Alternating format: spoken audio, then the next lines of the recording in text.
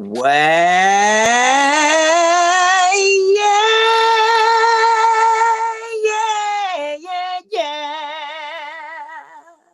Ladies and gentlemen, welcome back to the baddest show on internet. Ladies and gentlemen, it's the Talk of Champions.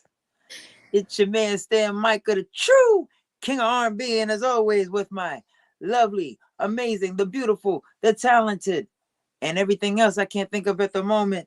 Ladies and gentlemen, welcome her to the stage. Hearts, ladies and gentlemen. Applause. Look at that. We're happy to see you. Take a bow. Hi, Chuckles. Hi, Lawrence. Benji. Hi. What up from YouTube land? Subscribe on the YouTube channel. And shout out to all involved in that. Oh, we got to run in. Run. Yo, that sounded dope. It's literally chaos. The computer decided, I don't want you to do backstage from the computer. That's lit. Oh my God. Ladies and gentlemen, welcome. Glad you're here. What we came to hear for tonight. Why is the background not up? Hold up. Let's get this right. Let's get right here. That's one thing that happened with the computer. Hold up. Let's get right on stage and let's show everybody why we're here. The surprise, bro. Yeah, he's ready. You see the runners coming in, right? It's still Rumble season. But nah, speaking of the Rumble, this man came in rumbling like few other have in the history of the WWF. We come here to talk about Ahmed Johnson, y'all. This story makes me mad. Why are you echoing? Because I can't. Because it was so nice, she had to say it twice. Right? I gotta hold on. Yeah, so the story makes her mad, and I know why it makes her mad, because it makes me mad too, as a grown up watching and back and like, you know, doing the research and on it and drawing your own conclusions to things. Let's do a test. Hearts, how does it make you mad? How mad does it make you? Make me real mad. Okay, good. Great. God, tell us about it. It always made me mad because I never understood why people treated him the way he was, because nothing he has done was new and never done in the professional wrestling world that made it so egregious that we just treat him like an outlier. Yeah, seriously, like, honestly, like, oh man, it's not working for me. But nah, honestly, the whole idea behind creating a certain narrative behind an individual, just for the sake of, I guess it's easier that way for you and more convenient. You know, it's just kind of messed up, because at the end of the day, like, this is a guy that put his body and his blood and his sweat and tears on the line, just like anybody else that laced him up, and he deserves that respect, and we're gonna give it to him tonight. Where do you want to start? Is everyone tagged? Everyone is tagged. Okay, good. To my acknowledgement, let's double check that everyone tag. I feel like I tagged everyone. I feel like I let everyone know where we at. Everyone knows where we at. So eventually, you know, when everyone gets on, everyone to get on. But let's start with Anthony Norris. He got into the wrestling business because he had a friend that just kept telling him to do wrestling. And eventually he listened to his friend and he started training. And who did he train under? Skandar Akbar, Ivan Putski, and Scott Casey. He got into business in 1989. And his biggest, what he was known for was Global Wrestling Federation. That's where Vince seen him. That's where pretty much everyone got eyes on him. And that was like in 95, 94. Mm-hmm. So he worked there. Vince came across him. He worked with Michael Hayes a little bit, and that's what led him to the WWF. Now let's stop there. Let's stop right there, because this isn't somebody that had like a lot of time on the indie circuit or Bill. This is All of this. what Bill. He said that we had a short cup of coffee. He was trying to push Ahmed. Yes, absolutely, absolutely. They thought that they found themselves the next Junkyard Dog and this man. Um, but the thing about it was, it's not like she just said, 1995. Look at the time stamps here. He didn't have really a lot of time. This isn't somebody that was spent years on the territory circuit or independent circuit, learning his craft or anything like that. He was a big dude that they, saw that they did a few things that they liked and was like, all right, cool, he's ready. Yeah.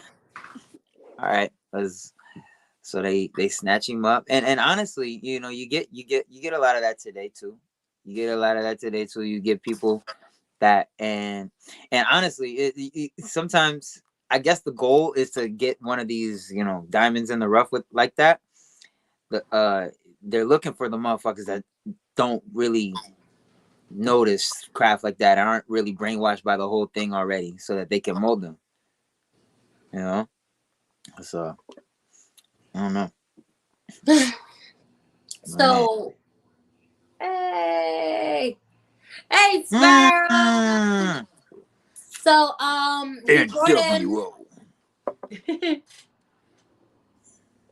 We talking Ahmed Johnson and how they pretty much fucked him over, but said it was his fault. More on this later. Absolutely. So pretty much, Bill Watts seen him, thought he was the next JID. Vince apparently had to agree because it wasn't gonna go without Vince agreeing. So they worked him a couple dark matches. He had a dark match on one of the In Your Houses. He had a couple matches on the indie circuit. Ahmed Johnson's debut was on Raw. He was on Raw. He came in and he pretty much said that he's going to be in the wild card of the Survivor Series that year, teaming with Shawn Michaels. Wait, didn't he come in and just slam Yoko off rip?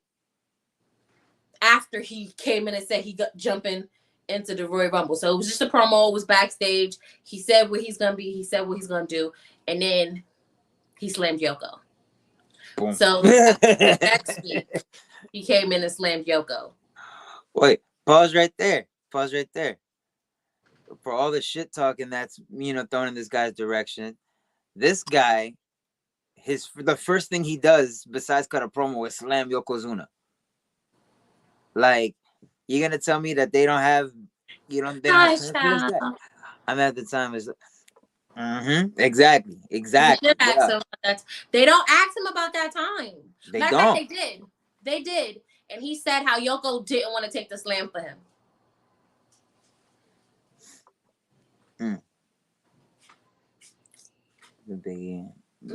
I think he's kind of past Jim. He's past Jim. So they said that he didn't want to. Yoko didn't want to take the slam for him. But yeah, that was his debut. You could tell. But this goes to what I was talking about earlier, and we'll get there in a second. I don't know if he knew that yet. Yeah, this guy. That's the thing. They look, if anything, and obviously, I'm not Yoko. Yoko's not here to say, but like, they're probably looking at this guy like, yo, why is he giving all the keys to the kingdom so quickly? Why is he gonna be the guy that's known for slamming me? I'm Yoko fucking Zuna. Why? If Ahmed Johnson been in the business in 1989, why we ain't start hearing this shit about him until 1995? I don't see nobody he worked with in any of these other promotions. Yeah, with a Marcus. Hi, Marcus. I don't hear anything from anybody that worked with him outside of WWE or WCW. Now, WCW, he was legit killing people. Yes. Give him that there. But I don't see any of the bad things that they try to tie to him in his little cup of coffee in WWE coming from anyone that worked with him outside. So I don't know if he didn't want to take it because he knew he was going to kill him, or he didn't want to take it because who the fuck are you? I think it was the who the fuck are you factor, because you're in the WWE, you're definitely not privy and watching to what these guys, especially at that time, they're certainly not watching what you're doing outside of the WWE. They don't know this guy from that cup of coffee that he spent in the WWE. You know? So it's kind of, and Yoko at that point, he's pretty established. So he was already champion. He was already champion by why am I putting this guy over? All right, Vince. All right, Vince. Like, I'm gonna do it because you asking. But so, like, again, it goes to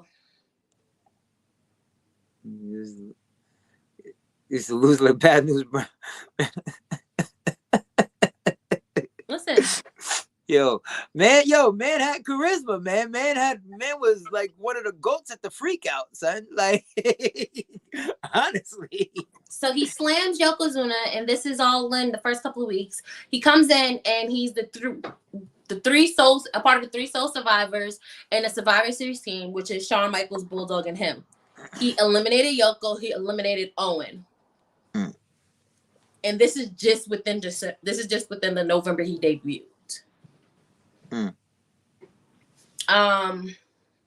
The next pay-per-view, Seasons Beatings, the next month. He was supposed to face Shane Douglas.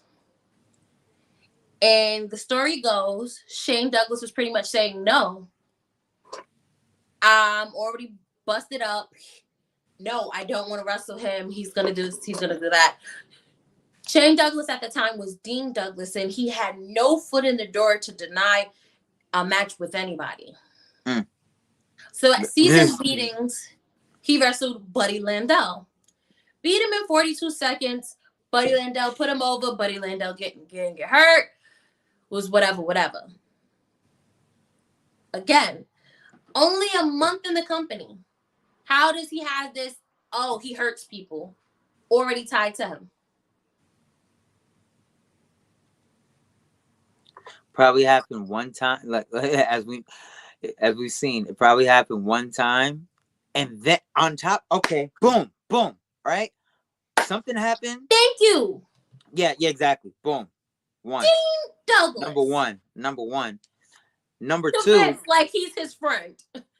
Number two, I feel like something happened once, on top of the fact that they were already intimidated by him. Not even just now, intimidated, they're all shaking in their boots. So now you're being pushed at the top. You're intimidated just by the man walking in the door, because if you're goddamn in the wrestling locker room, you see somebody like that walk in, it's like, So after the match with Buddy Landel, he's attacked by Jeff Jarrett. That leads to the Royal Rumble in January, where he'll win the match by disqualification, but get hit in the head with the guitar and suffer his first injury, which is a concussion.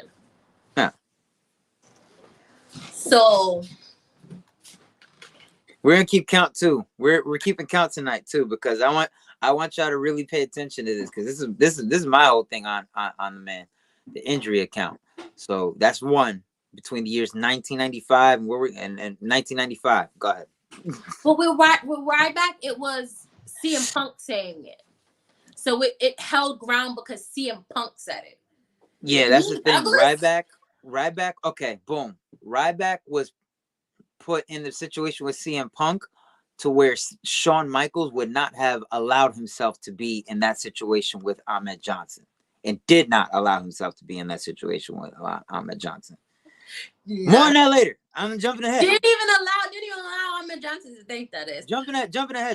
But that's the kind. But CM Punk, unlike Shawn Michaels at that time, said, all right, I'll work with Ryback.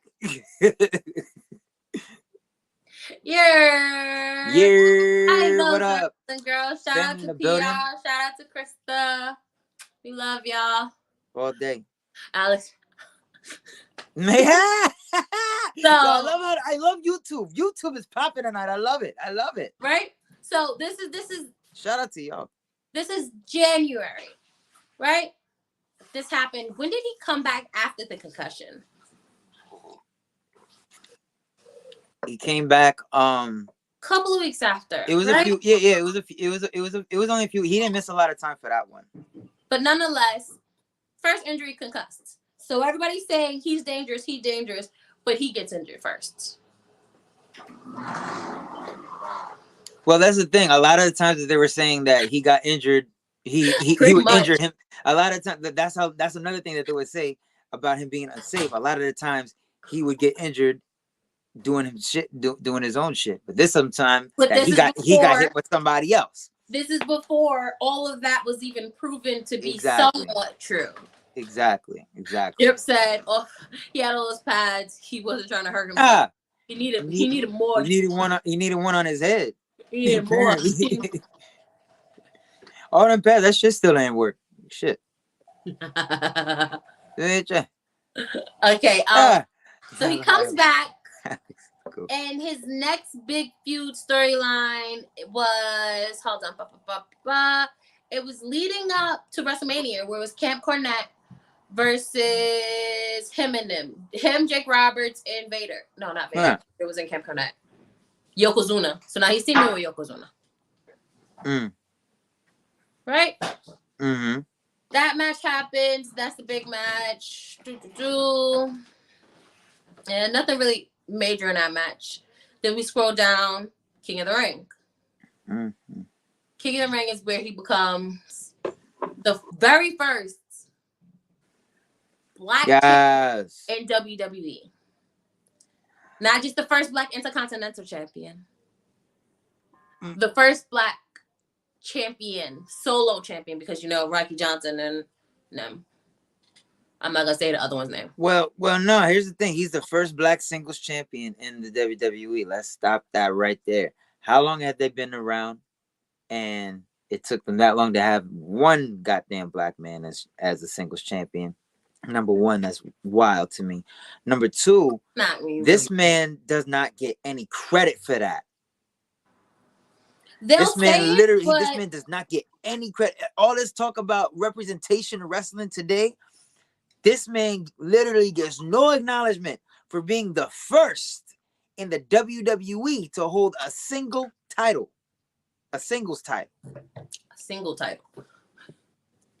Like, and keep in mind too, we're still talking time frames here. Mm-hmm. 95, he did this shit within a year. He did this shit within a year. So he debuted, not even in 6 months, because he debuted in October. And I was saying, when they want to strap the rocket to that was 6 to 8. That was like 8 months, so less than a year. He did all of that shit. Beats Goldust. And another nugget I found. My man was number 5 on the PWI in 1996. Yep. So Ahmed Johnson in the year 1996 was the 5th best wrestler in the world. Let me pull up the 1995 PWI. Hey, number 5. Was it 95? No, 96. 96. He was number 5 in 96. As he was.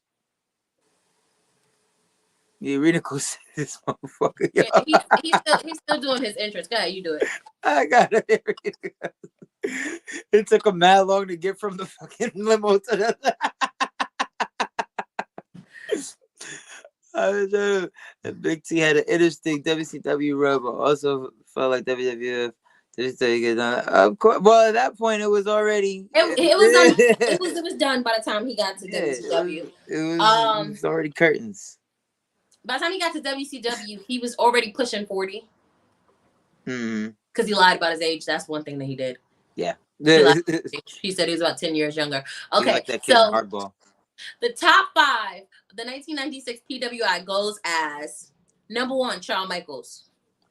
No doubt about it. Go. Number 2, the fucking Giant. The nasty man himself. I told you that first year. He was wild. I don't want to hear it. I told you that first year they got that choke slam over. Number 3, Sting. Woo! I would never disagree with Sting. Number 4, Kenta Kobashi. I'm mad at that. Number 5, Ahmed Johnson. That's it. I'm gonna read out the rest of the top 10 because it's really hilarious. Number 6, Kevin Nash. Number 7, Rey Mysterio Jr. Number 8, Hulk Hogan. Oh!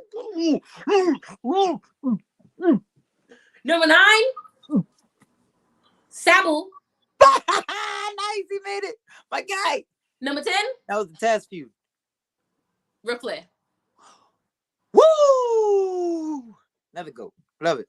Love it, love it, love it, love it. I want some more notables to round out the top 20. 20 is Shane Douglas, so I guess he had legs to say Ahmed Johnson. Hey. Undertaker is 19. Chris Benoit is 18. Lex Luger is 17. Bret Hart is 16. That's crazy. Wait, in 96? In 96? In 96. But here's where this is why I wanted to round it out. Because Scott Steiner is 15. Wait. This is why we gotta circle back and do a Brett and Sean episode one day. Number 1. You're telling me what? Number 16 in 96. But again. Yo. Yeah, we gotta do a PWI episode. 96, Bret was feuding with Bob Backlund. And he went away after WrestleMania. So I get it. Yo. We might have to do a PWI episode, yo. I know this random years, but a number 11's Goldust. Oh, yeah, I'm not mad at you. Your Goldust had a hell of a year. That was Goldust's best year. But listen, you know who number 26 was? Because you know I'm not gonna do this without talking about my mans. J-A-F-F. Joe Jarrett. He in the 30. All right, boom. Taker belonged at 19 that year. Right. You could put Take at 25. That's ridiculous. That's probably why, honestly. Yeah, he was off most of it. Yeah. Bro was feuding with Backlund. Didn't he start off 96 feuding with Backlund? No, he was doing that in 95. He did that. He was wrestling Backlund while Sean was wrestling Diesel. Huh? He was wrestling Backlund while Sean was wrestling Diesel. In 95, in WrestleMania 11. But he ended the year with Backlund because I was just watching it this morning. Backlund came and choked him out. They probably did end it. No, wait, yo, yeah, he choked him they out probably in the chicken wing in 95. I was watching it this morning. So they probably stretched it for the rest of the year. Yeah. He really didn't have nothing until they gave him Sean and then he left. That's why he said it felt like they was like winding him down. Oh yeah, that's right. Because then he started off night. He beat Was that the one he beat? Was it Taker or Diesel? Vaughn, help me, Vaughn, help me. What was one when he beat Taker or Diesel? The Mania 96? No, the Rumble in 96. Because that's when he got back on track. Brought the crowd. Yeah. Something how I brought the crowd. Kyle, thank you for joining us. You being here makes me so happy. We got to get you on. It don't even got to be Jeff. Remember I saw Kyle Black Girl Magic? I called him the internet nigga. Yeah, in 90s, that's the... Straight up. Yeah, no, Diesel, because after Backlund, it went to the Diesel stuff. Yeah. Shout out to Black Wrestling in the building. Literally, funny thing, I was like, well, I'm about to put on my Black Wrestling sweater all the time. Brett B. Diesel. Yeah. Hi, Deborah! I met you Sunday. Yeah. So I forgot how we ended up. Oh, man. Oh, shit. Oh, man. Well, you could pick the topic. As long as it doesn't go into like 2001. We got to make a Patreon. I thought you liked 2000. Oh, you talking about regular wrestling. Yeah. That's the Bret Hart when he left. We gonna do a Bret Hart. Oh, we gotta do another Bret. We gotta circle back. We got too lost with the PWI, so we can't get too far. Listen. What y'all gotta understand is we don't really give a shit about the current product like that. I regretfully say, So No, you're gonna get a lot it's of. We're gonna talk about a lot of shit twice, like Brett. because just cause we talked about Brett at different periods though, so we didn't do a full like Brett show. No, we didn't. We still haven't done that Steiner show. We were supposed to do that Steiner show years ago at this point. Yeah, no, more on that later. Anyway. So after he becomes Ahmed Johnson. When was that? We took Brett. Wait, what? What you talking about, Deborah? Explain in the comments. A lot of throwbacks. That's what this show is for. So after he becomes the first African American Intercontinental Champion, which of course will garner him a lot of fucking heat. What? Mm-hmm. He's teaming in a match with the Smoking Guns. And after the match, Farouk Assad debuts. Congratulations. Nah, people love Brett. People love Brett. Yeah, fact. No. Don't sleep on Brett because. But this is about Ahmed. This is about Ahmed. Yeah, exactly. Farouk Assad debuts, and in his debut, he attacks Ahmed Johnson. We all know the visuals. We gotta start getting pictures and adding the pictures because I like. We gotta get that together. Oh, didn't you realize that? Didn't you do it on the air? Didn't you figure out how to do the gimmick? No, my computer acting stupid. I can't do it from my computer. Oh, god damn it! All right. Yeah. Let me see what I can do on live. No. Let's do it. Go ahead. Keep talking. We can start on another show. Keep talking, baby. He turned on Brett when they teamed up. Was it at the Royal Rumble? Was it Brett? Did he team with Brett?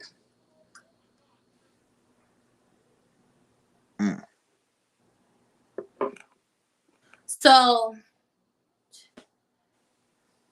Vaughn. Yes, it's on. No. So Ahmed Johnson debuted. I'm gonna clip that. Fine.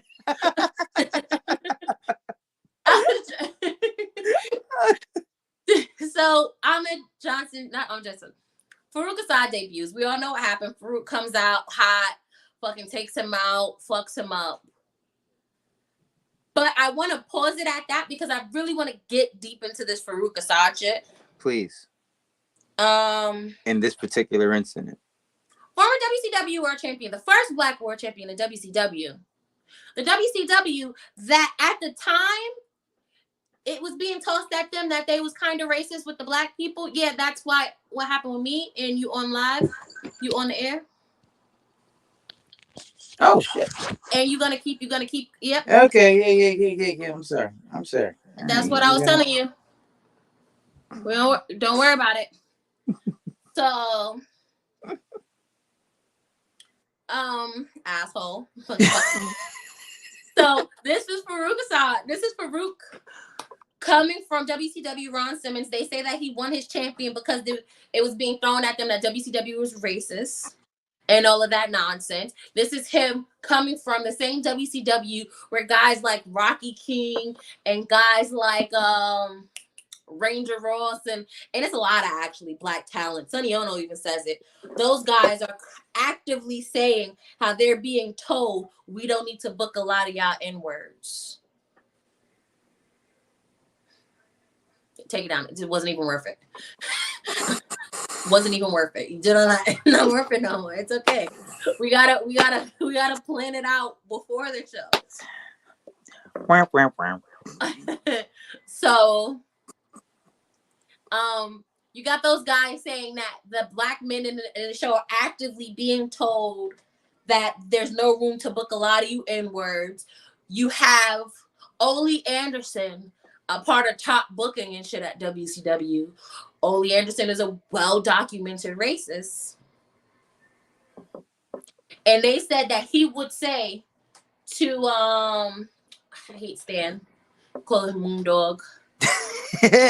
Thunderbolt Patterson. That's how I remember his name. But they would say to Thunderbolt Patterson, like, Ole would turn to Thunderbolt Patterson and ask, do we need any more niggas? And Ole would be like, nope, ain't room for them. So they will openly say this about the men in WCW. So Farouk, who is now debuting and have to be a gladiator, comes in and see this guy who's their first champion, and he's coming in, and all of the top guys and all of the guys coming in known him for being the first black champion in WCW and being their locker room and being their guy. He feels he has to take this guy out. And there's nothing nobody can tell me that can say Farouk thought otherwise. I don't care how many Farouk are, oh, this guy's a da-da-da-da. You just debuted, my good sir. Yeah, they said like what they say that Farouk kicked him as a receipt.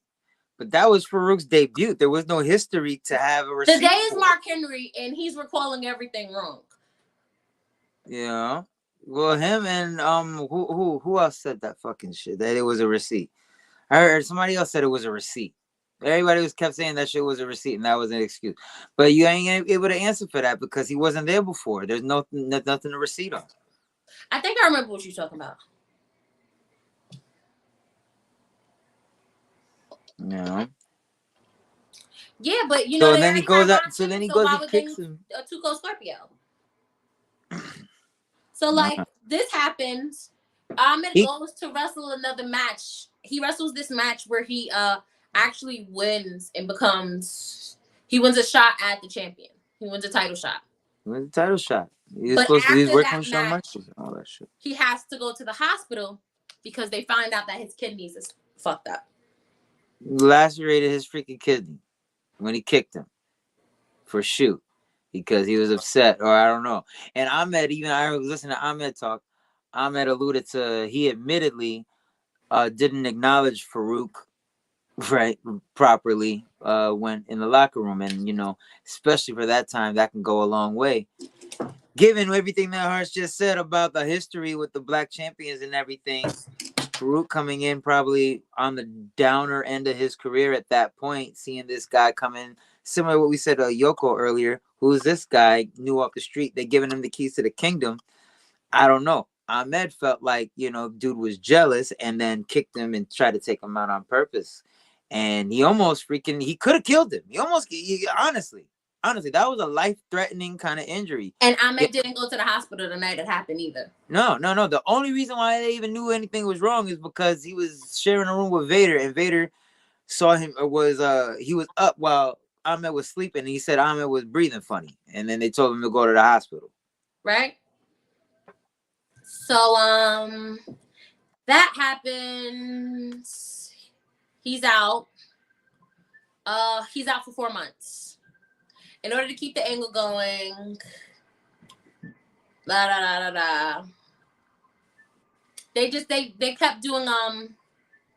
they kept doing interviews with Ahmed during that whole period.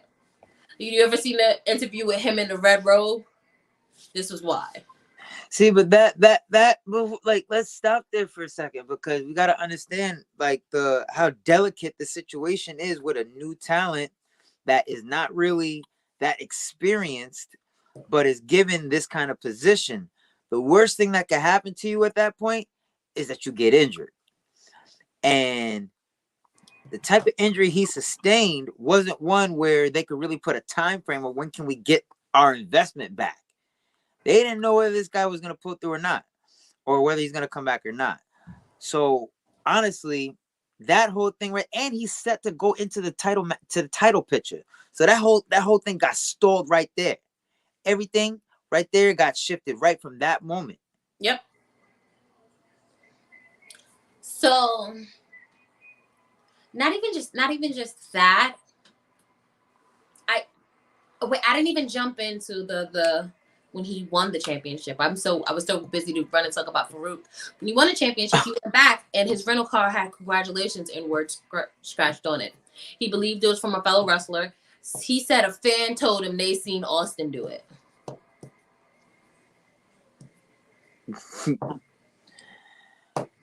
I think it's ironic that later on,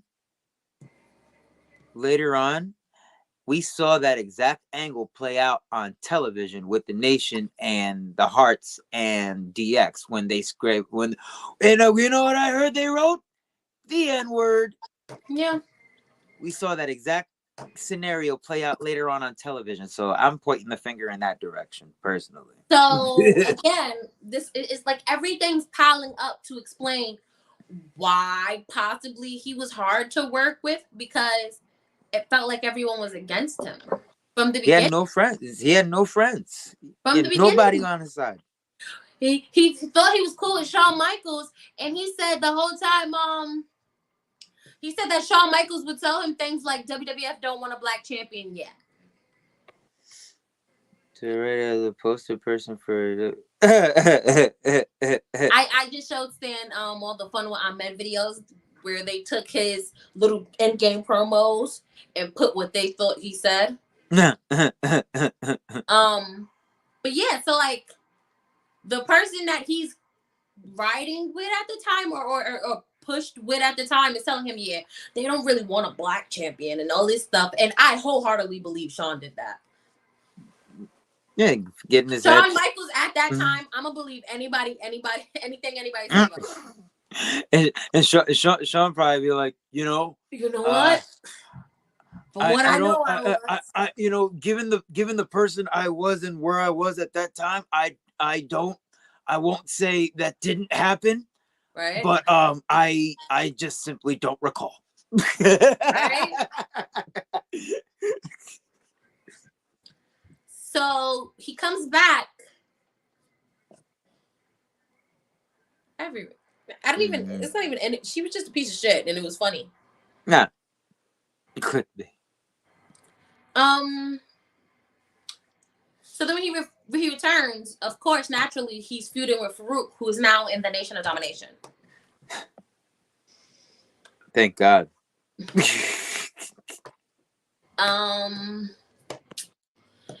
They would have an encounter at the Royal Rumble 97. This was ridiculous.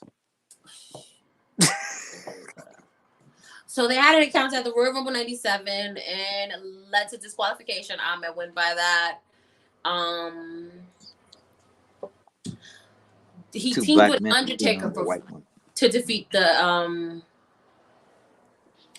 what was it? Farouk and Crush in a no holds bar match.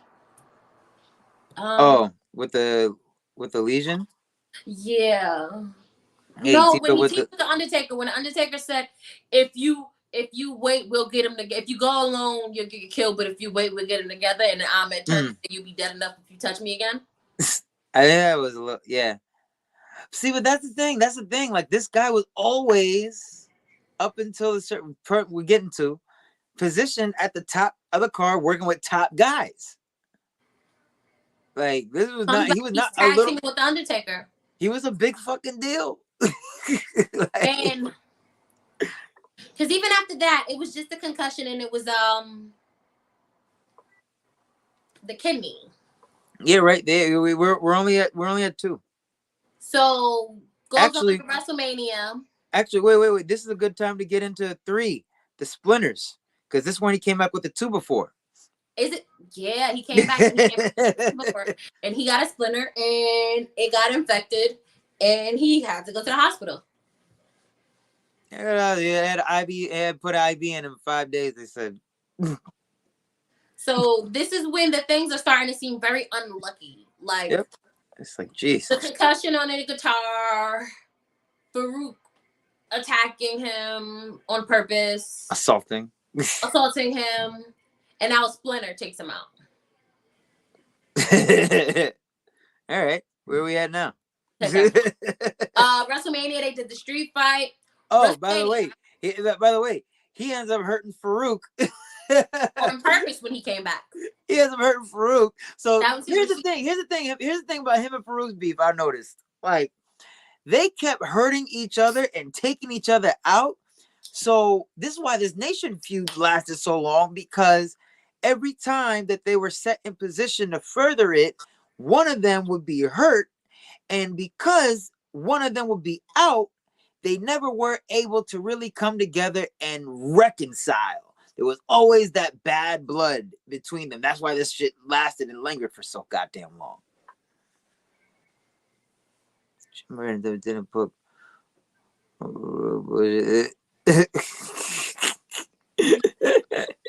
reference. Motherfucker Jim Herd. So he goes on to WrestleMania. He teams with the LOD.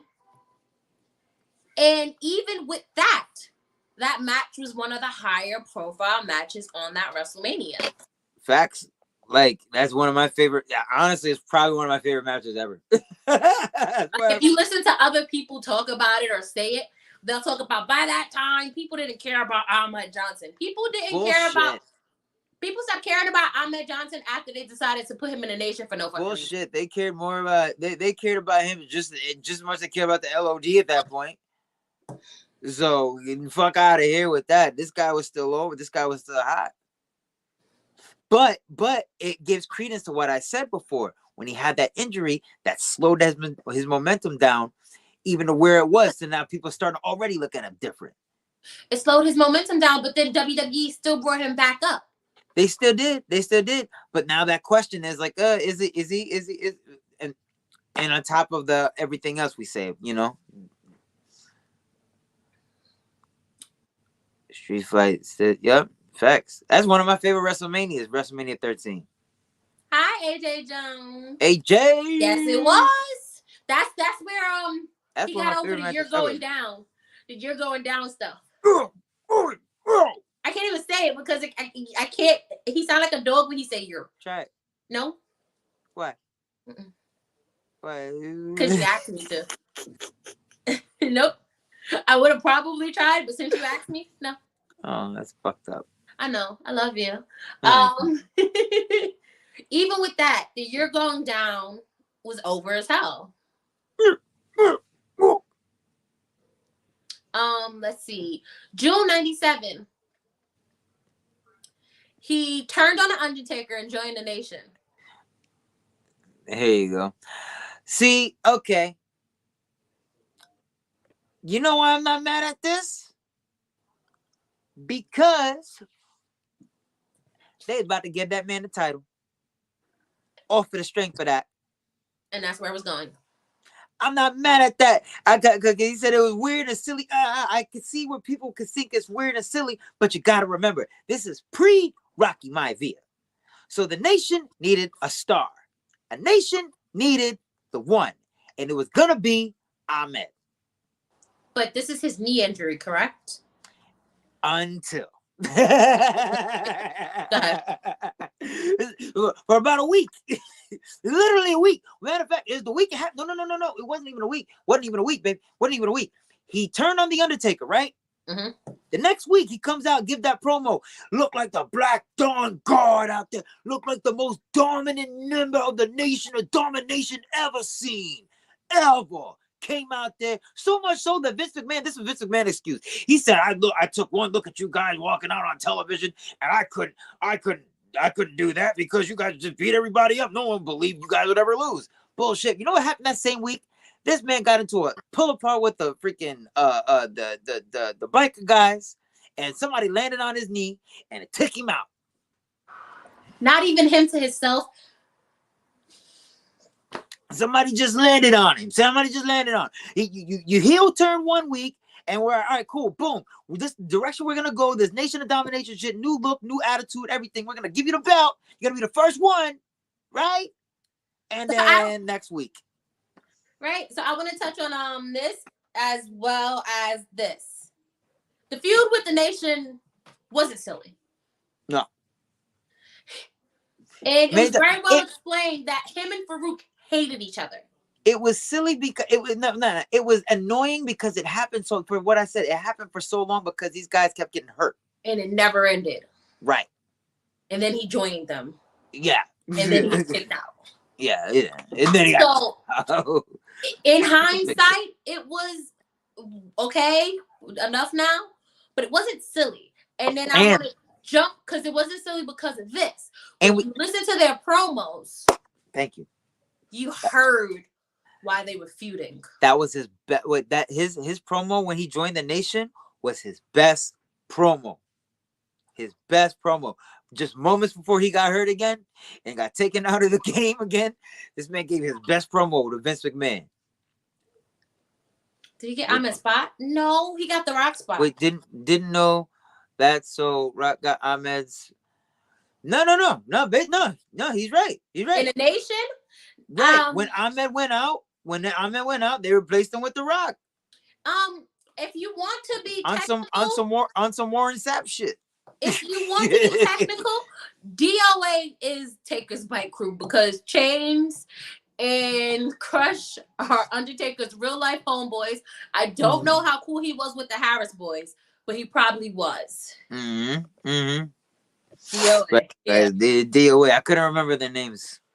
Listen, so this is when he injured his knee, and he comes back early. Too early from his injury. What do we have? 4 now? It's 3.5. No. We're no. I'm counting. Oh, so the knee injury is 4. So 4.5.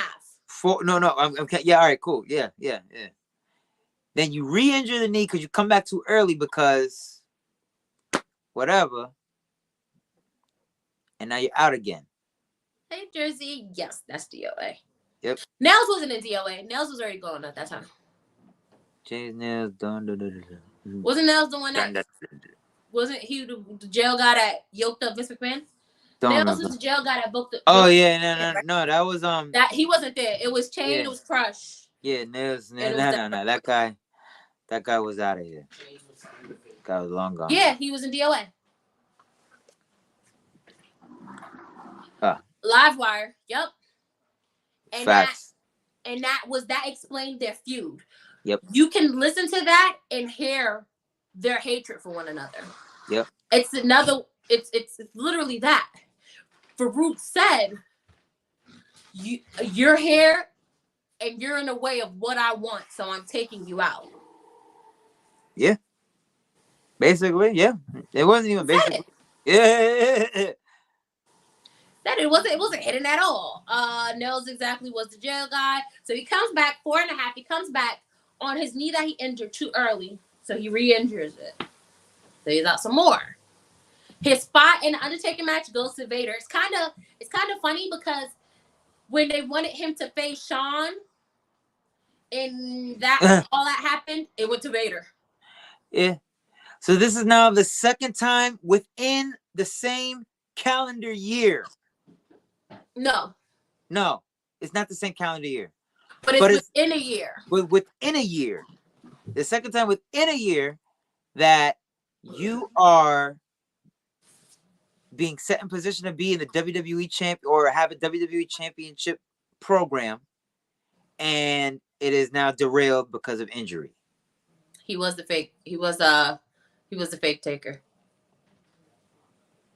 It was live. Yeah, that was. That wasn't no promo. Yeah, that's what Limar was. People call and they'll talk to the wrestlers. They'll do it in character, but it's a shoot.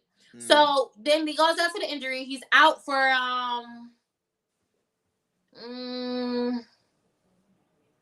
let's see. He recovered and returned in 97. He came back in 97 sometime, and by that time they decided they were going to take him out of the nation, but they still didn't give up on him yet, right? They still did not give up on this man. They said, we're going to put you in the Intercontinental Championship tournament. Mm-hmm. And this is the one for me. This is the one for me, right? He comes back. You get in the championship tournament. And, of course, you're going to be feuding against the nation to get there. We're going to put you against The Rock, right? Boom. In a match, Monday Night Raw, gets The Rock. Guess what happens? He takes a fall to the outside. Doesn't hurt his knee. Doesn't twist his ankle. Doesn't anything like that. My man runs into the table. He lands against the table, and his hand hits a nail that's hanging out of the announcement table. And the nail punctures his hand and several arteries, taking him out of the game thusly for even more time. The remainder. Again. This is 5.5. Got that. Wow. So at this point, luck is not on Ahmed's side. And wild. At this point, he himself was hurt way more than he injured everyone. Mm-hmm. He purposely injured Farouk. But, Oh, wait. Did we talk about... Wait, Owen broke his nose. Owen broke his nose. He hurt Owen somehow. Oh, he gave Owen a concussion off of a scissor kick. He kicked the Yeah. shit out of Owen. Holy shit. But you know, instead of blaming the company that put him in without having him train or clean up anything, You know we blame him we for not being trained and having anything cleaned up. You don't want to work this guy out for a few weeks before you put him on television, or what? Why do that? You know, before you put him in there with your freaking top. Maybe then Shawn Michaels won't be so freaking scared to fucking death. I don't know. Maybe. So Survivor Series 97, which we've talked about to death in so many different episodes. Oh God. Yes. But yes. on the other card, it was LOD, Ahmed Johnson, and Ken Shamrock facing the Nation. The Nation. And at this point, all this nigga does is face the Nation. I'm sorry. All this man does is face the Nation. Yeah. So at this point, this was here to get Shamrock over. Yes. And that's what's important about this, because before, just 6 months earlier, it was about him. Yeah. Now you're playing background to the next man up because they can't rely on you for whatever reason. But because for many reasons. Yeah. It's not even Mick Foley with the bumps in it. Mick Foley didn't get hurt this much with what he did. Yeah, that's the thing. Mick Foley is a freaking nature. I don't understand that one. Right. But, was the PTSD series. So that happens. Was he injured? For what? Because remember, he went away. No, this was his last appearance on pay-per-view. Was No Way Out of Texas. Yeah. No, wait, so all right, boom. So he comes back. So he's on the downswing. Now he's on the downswing. Now they kind of like, all right, we're done with you kind of thing. And they're just kind of plugging him into different roles. I remember we was doing Royal Rumble prep last week or last month or whatever. However, whenever the fuck it was.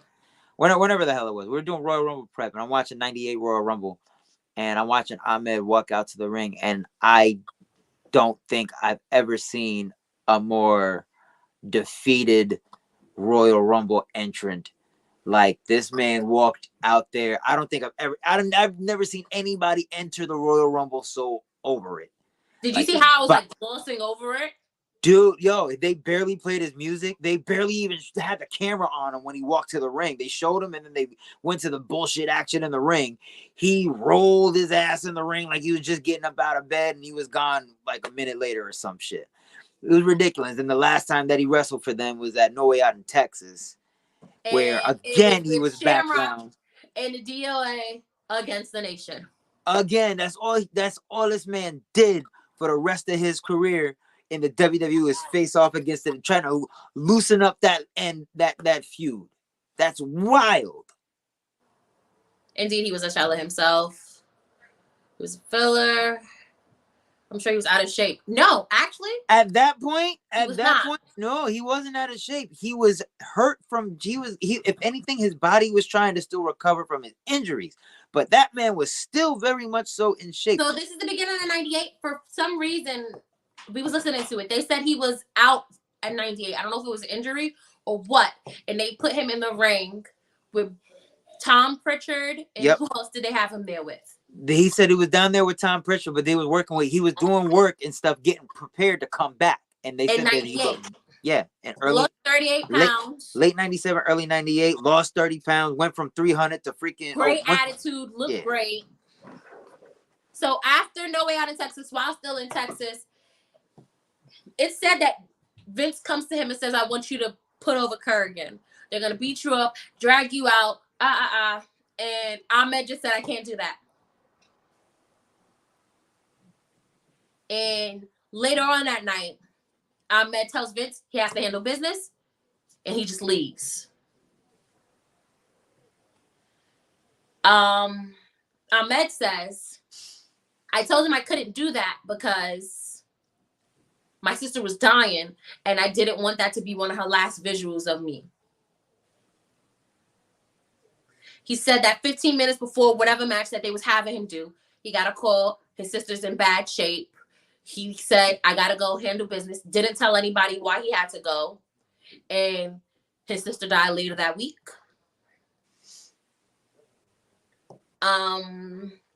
What were they saying about him, how they got out of their contract with him?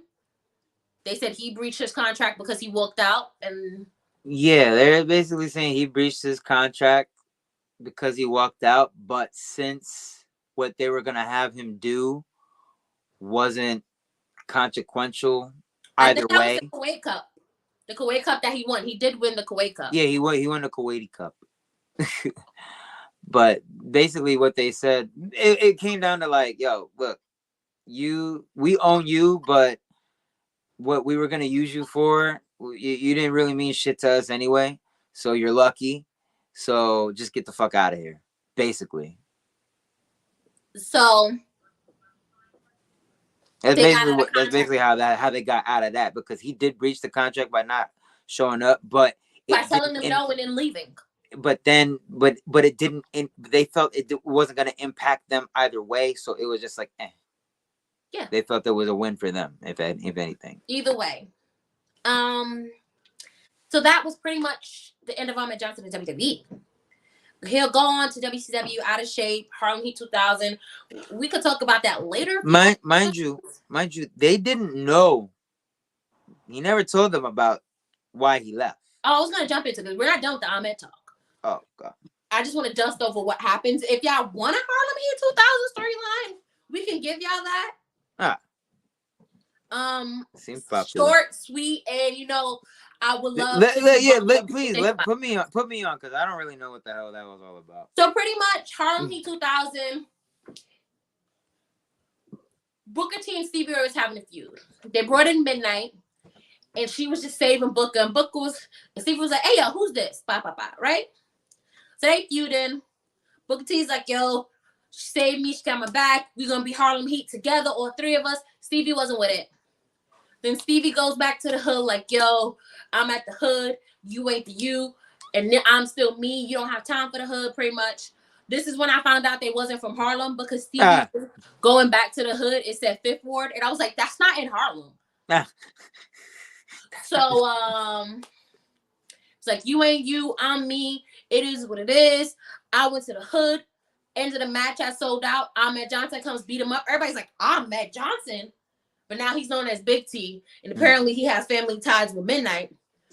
And then it leads to Clarence Mason coming in, and Booker T don't own the T, Booker T don't own the Flame, Booker T don't own the music, and it is owned by Harlem Heat Incorporated.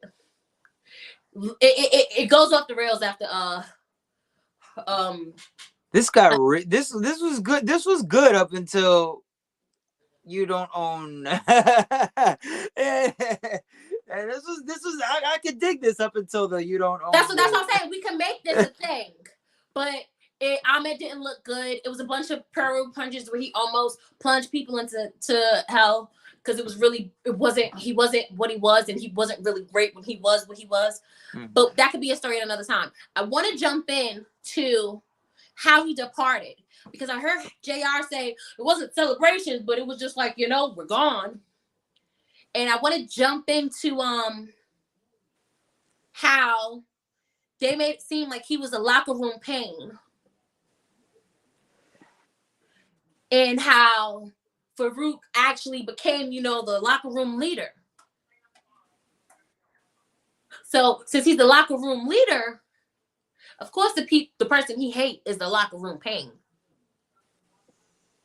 And because JR loves football, what was Farouk, football guy, and JR was in WCW when he became the champion, of course JR looks at Farouk differently than he will look at an Ahmed Johnson. So when we have the guy in talent relations picking sides between talent, because he's done this before with Jeff Jarrett and Stone Cold Steve Austin. I'm gonna get to your comments in a second. Matter of fact, let me get to some comments before we get too far. Screwdrives and politics. Yep. Remember some of it. It could have been better, but Russo left in the beginning. He was just Booker. It's good with that. Yeah. So with the talent relations picking between talent, like we've seen with Austin and Jeff Jarrett, where Jeff Jarrett's contract wasn't even renewed, and this was your Intercontinental Champion. He didn't get an extension for a pay-per-view, and this was your Intercontinental Champion because talent relations didn't make sure that this champion was good for the pay-per-view where they had him defending his championship belt. Right? Facts. So now we have him saying, well, the nuisance was gone, and he was very insecure and talking to wrestlers that are insecure is this, that, and the third. Every single fucking wrestler in WWF at that time was insecure. Even fucking Farouk. That's why he fucked up Ahmed's kidney. So this politics that they play and these labels that they put on this wrestler. So now the first ever Black Intercontinental Champion is not spoken of because people picked Farouk's side, and a side where they didn't have to put. They didn't have to pick that. They didn't have to say, yo, Farouk is my guy, so if you don't like him, clearly it's his fault. No. It's beef because Farouk was mad that this was y'all black guy, and he wanted to be y'all black guy. And he still wasn't even that. I heard Mark Henry say some shit like recently about this man bringing his name up. Like. On Vlad? On Vlad TV, bro, Ahmed Johnson's name up and what are some people you don't like in the industry? Like, as much as this man has accomplished and done, as much money he's made, and as happy as he can, put out there to people, like, I don't understand. Like, that was disappointing. Because you can sit there, you could put over anybody, you could do anything, you could say whatever you want. But in that particular moment, you brought up Ahmed Johnson's name on a platform that would otherwise never even know or have a clue. But you say you that go out your way to reply that was wild. To Ahmed Johnson on shoot interviews. Like, that was wild. Like, and it's funny because in the Vlad interview, he said, I don't want to say quote verbatim, but he pretty much said, we didn't like each other, but I kind of put that to bed. I put that out of my life because you don't have to have that hate with da. So why did you just bring it up? Why do you always bring it up? that was just like wow, And that's the thing that drives me crazy because people in positions like that can say stuff that will carry on as gospel. Again, back to Jeff Jarrett. Never drew a dime was on a WWE documentary. Everybody quotes it, but they don't even know the person that quoted. The person that said it went after that and tried to get a job with Jeff Jarrett at TNA. So things like that get said, and that's gospel. Because, he's our guy. We believe him. Words have power. Her Ahmed Johnson recipe turned it down. I think by that time. You would have loved to see Ahmed versus no. That would have been a fuck. I feel like ECW, they would have tried to kill him literally for whatever reason because they was wild. They would have just put him with New Jack and they would have been unstoppable. New Jack would have tried to kill him. Yeah, he probably would have had issues with New Jack, and New Jack would have. No, New Jack would have had issues with him. Like I heard Ron Simmons. I was saying, yeah, that probably would have been an issue there, but New Jack wouldn't have. It would have been no locker room fight. It would have. Like, this man didn't do anything backstage that nobody else did. That like nobody else didn't do. You have your moments with Shawn Michaels, your champion, was doing worse fucking shit. Yeah. And we love Shawn Michaels. Injured him. And we love Shawn Michaels on this show. We hear it because of Shawn Michaels. Facts. So it's like Shawn got away with everything. Shawn Michaels was the champion. Okay, we can go to a bunch of people. And I love Shawn because Shawn's just like, yep. We can go. Listen, Davey Boy was doing crack with Anvil night before he had to have a SummerSlam match. It wasn't me. It was Owen. They was doing drugs. They was doing crack as per Bret Hart's book. Davey Boy and Anvil was doing crack. Anvil owed Vince money, and he was still back. Vince got his lawsuit out of his hand and said, "You just got to pay me back the money when you win." Anvil was like, "Chill." Still brought him back. And I think the legacy of what Ahmed Johnson became was due to the fact of the Farouk stuff, and because JR, the head of talent relations, allowed it because Farouk was his guy. Football mentalities. And it's not harrowing. You're adding stuff. How you get loaded on crack pipes, Vaughn? You eat the pipe after you smoke the crack? Yep. I'm gonna tell you how it works. Don't tell me how you get loaded on crack pipes. I don't want to know these. I don't really. It's just it's. Okay, I'm gonna show you how. It's really sad how they don't celebrate him at all. Yep. They don't celebrate him a little bit. A little bit. No. They don't. Not only do they not celebrate him, they don't even mention him. We don't see nothing about Ahmed Johnson. We don't hear about Ahmed Johnson. They like to throw in Jimmy Snuka jumping off of cages when they can. This man is the first black singles champion in WWE. He didn't kill history. A bitch while he was on an active roster. He did it within a year of him being in the company.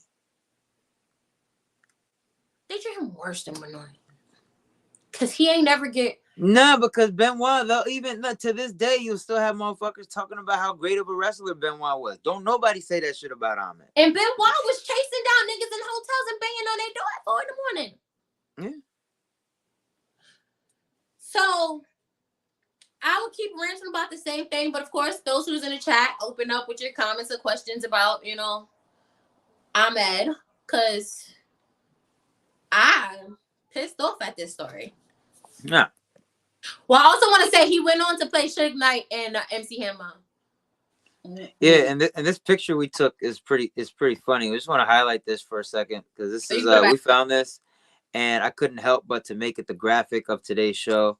It was completely hilarious when I wasn't in the mood when I saw it. Yeah, you better tell that story, right? Yeah, I wasn't really in the mood when I saw it at the first time, but like when we decided to do this show, you know, this is the first thing that popped in my head, and I thought it would be appropriate. I thought it'd be funny, so I shared that with you guys. Was from a Raw magazine because if you look close, he's in a WWF shirt. He found those bloods to take a picture with for a Raw magazine, and it was in Raw magazine. Mm-hmm. Yep. That's what people didn't believe me about him being an MC. Pickle Ahmed is hilarious. Shit is a fuck. That's a mixtape, bro. Listen, that needs to be framed in his. I see the WWE. Exactly. It's a WWE. Oh. Yep. That was for Raw magazine. I'm gonna post the article later. That was before he took his Prozac. Or did he forget to take? Or that's before. Yeah, exactly. He forgot. No, he looked pretty cool there. Yeah, right. He looks pretty. Yes. He looks awesome. Cool there. Ahmed kicks ass.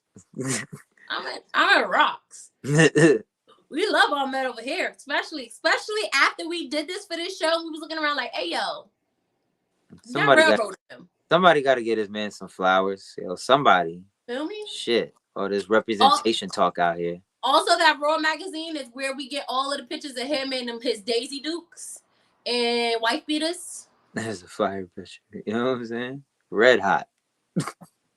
Listen.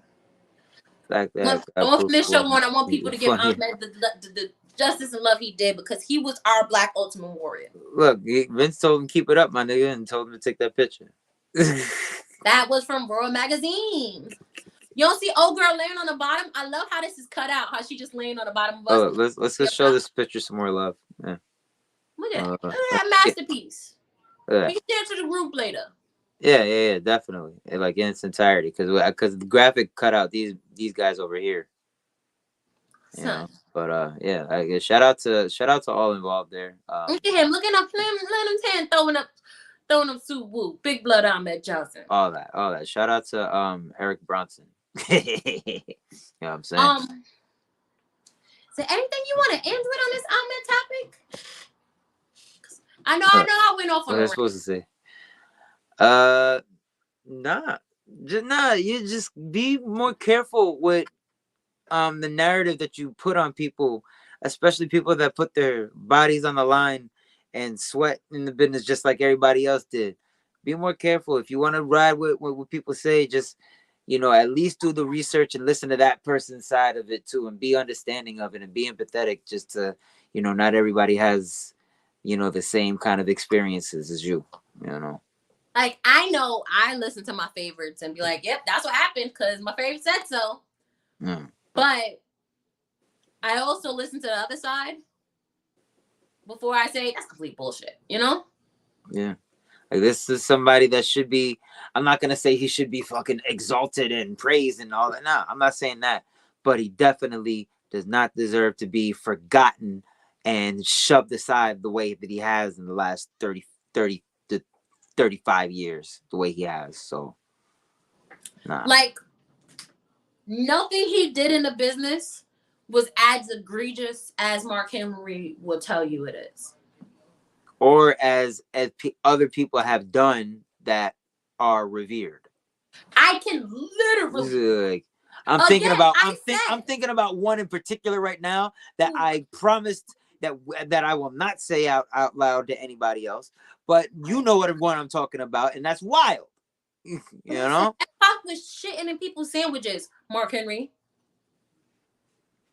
And watching him eat it, Mark Henry. No, your face, because you thought I was gonna say it. What? I was lost. I was like, your face, you thought I was oh, they probably did wrestle. He wrestled the nation for 7 months straight. He wrestled the nation for his entire WWE tenure. His entire WWE career, he wrestled the nation. Another black man spreading damage, man. That's fucked up, man. That's all it is. It's fucked up. That's what it is. It started with another black man. It's fucked up. Injuring him and then saying he's in the way. Like literally. What we're really talking about is somebody that, like, this man was violated. Like, the business was violated. You know what I'm saying? Regardless of what problems or whatever was going on or whatever. Rule number one. Protect yourself and your opponent. And in that particular moment, that was nobody was doing any of that. That was intentionally violated in that moment.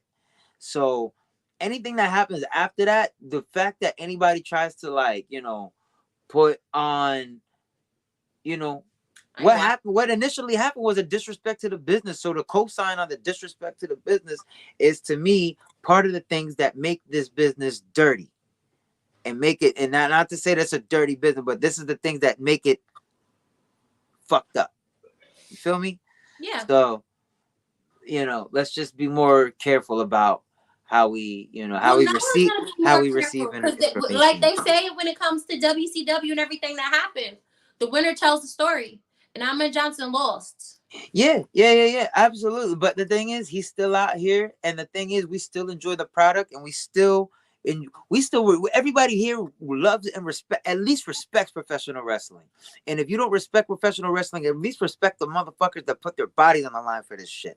And if you can't at least do that, then get the fuck out of here and watch something the fuck else. He's somebody that did it just like anybody, and he did it at one of the highest levels. Regardless of what you want to say about how good he was at it, that's subjective. He was where he was. And if you want to talk about representation and how it is for people of color, like people that look like you and I out here, me trying to make it, other people trying to make it, other people in other areas in this business, he was somebody that helped break down those barriers and was somebody that needs to be respected more in hindsight instead of like a joke. So the rest of the members of the nation, I'm gonna exclude The Rock because I don't hear him talk about Ahmed Johnson. Although I am talking about none of them. Matter of fact, I hear all the nation members. They say the same thing about now. They say the same. They talk about Ahmed like they talk about The Rock. They talk about Rock like they talk about Ahmed. And yo, fuck Rock, yo, fuck Ahmed. That's how they talk about both of them. Well, that was just Godfather because of how he was how he was portrayed. But like all of them, if you hear how they talk about Farouk, you understand why they talk about Ahmed that way. Yep, absolutely. It's almost like repetitive rhetoric. Yeah, for us coming in, Rock don't say nothing. Rock mind his business. Yes, wait. You saw what The Rock said about the nation and Young Rock. He said all he had to say about the nation and that. Yo, it's really, and it itches, like it really makes me itch because here again, Jim Ross at another story where a guy is. Everything is being said about the guy, but it's nothing really egregious. And he's saying he was insecure, and he fucking Stone Cold Steve Austin was insecure as fuck, especially when he was champion. Mm-hmm. Stone Cold Steve Austin was not a secure man because he wouldn't lose to Triple H. He wouldn't lose to anybody. Yeah, So Austin wasn't trying to lose to anybody. Mick Foley had it. I'll lose to Mick Foley, and Mick Foley can lose to Triple H since that's what y'all want to do. That's not a secure wrestler. Historically speaking, Austin was reportedly one of the biggest divas to have ever laced up the. So it's like, y'all throw this on this man for what? Farouk. And I get it. We love Farouk. I love the nation. I love Farouk. But that's nasty business. Yeah. Like, share, subscribe, yo, Alex. He really is the chairman, B. No, he really is. He really is. Listen to the man.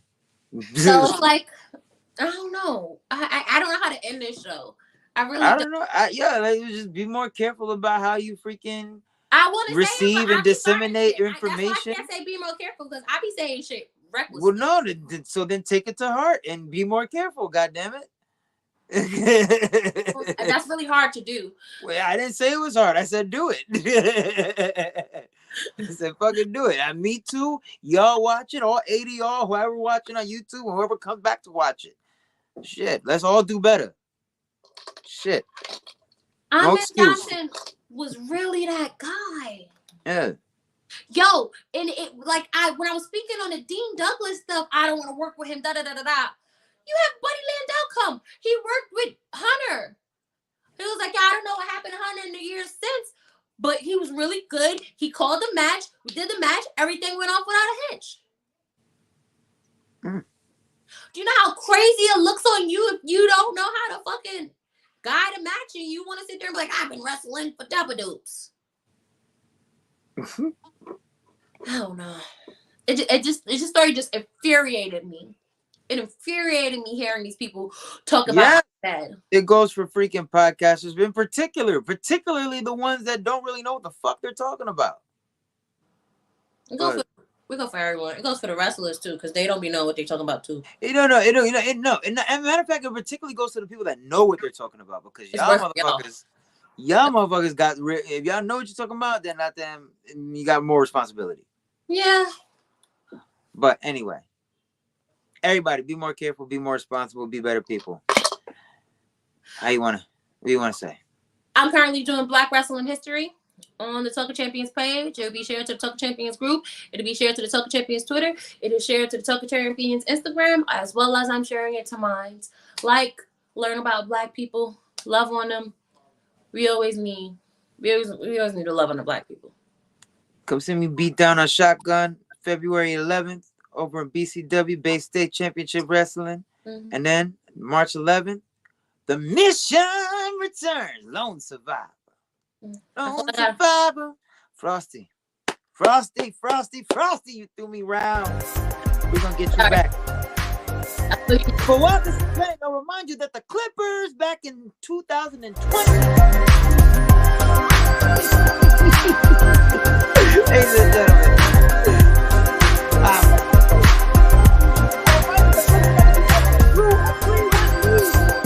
A series with Paul George and Kawhi Leonard. I didn't turn down to hear it. Grand total of 0 points in the fourth quarter of Game 7. Your voice don't even want to say it. You hear it going out? While Jamal Murray dropped 40.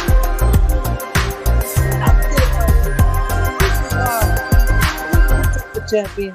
I don't know what the next topic is, but we'll be 2 back. weeks. I'll More on finish this that now. in 2 weeks. It'll be Black History Month still, so it'll probably be black. Stay that way. Not like you got a choice. Strictly for the culture. I like that. Leave that there. Oh. Not that. I was talking about more on this later.